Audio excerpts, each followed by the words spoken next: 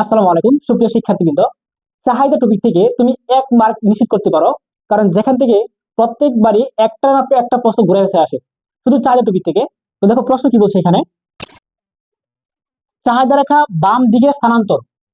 চাহিদা রেখাটা আমরা জানি বাম থেকে ডান দিকে নিম্নগামী হয়।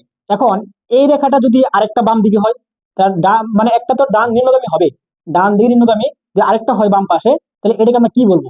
যেমন দেখো এক্সাম্পল দিয়ে আমরা বলি, এখানে একটা চিত্র তোমাদেরকে দেখাই। এইটা মনে করো একটা রেখা, চাহিদা রেখা, ঠিক আছে, দিদি চাহিদা রেখা। মনে রাখবা প্রথম চাহিদা রেখার এটা হচ্ছে বাম পাশ, আর এটা হচ্ছে কি পাশ, ডান পাশ।